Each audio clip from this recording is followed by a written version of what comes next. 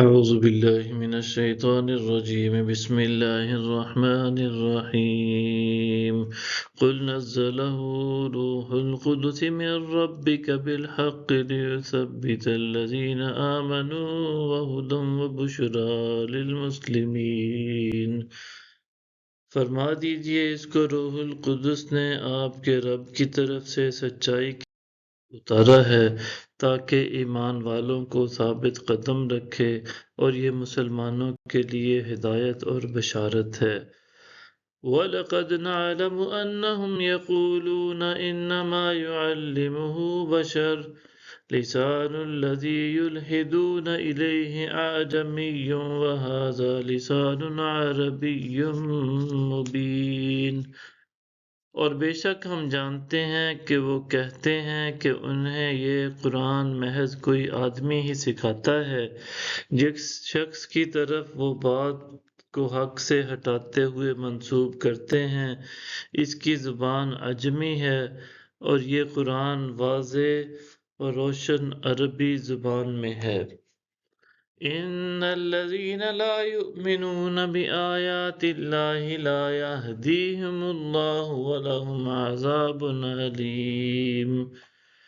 بے شک جو لوگ اللہ کی آیتوں پر ایمان نہیں لاتے، اللہ انہیں ہدایت نہیں دیتا، اور ان کے لیے دردناک عذاب ہے۔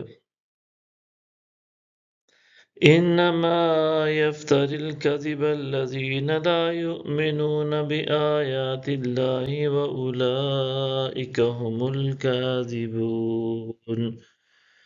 بے شک جھوٹی افطرا پردازی بھی وہی لوگ کرتے جو اللہ کی آیتوں پر ایمان نہیں لاتے، اور وہی لوگ جھوٹے ہیں۔ من کفر باللہ من بعد ایمانہ الا من اکرہ وقلبہ مطمئن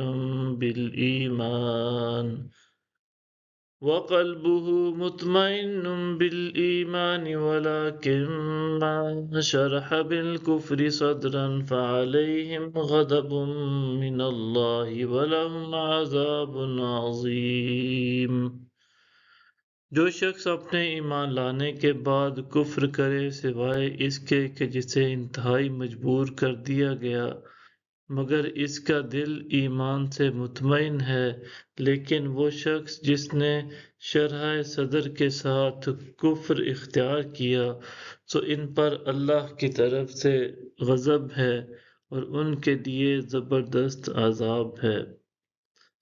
ذَلِكَ بِأَنَّهُمُ اسْتَحَبُّوا الْحَيَاةَ الدُّنْيَا عَلَى الْآخِرَةِ وَأَنَّ اللَّهَ لَا يَهْدِي الْقَوْمَ الْكَافِرِينَ۔ یہ اس وجہ سے ہے کہ انہوں نے دنیاوی زندگی کو آخرت پر عزیز رکھا، اور اس لیے کہ اللہ کافروں کی قوم کو ہدایت نہیں فرماتا۔ صدق اللہ العظیم۔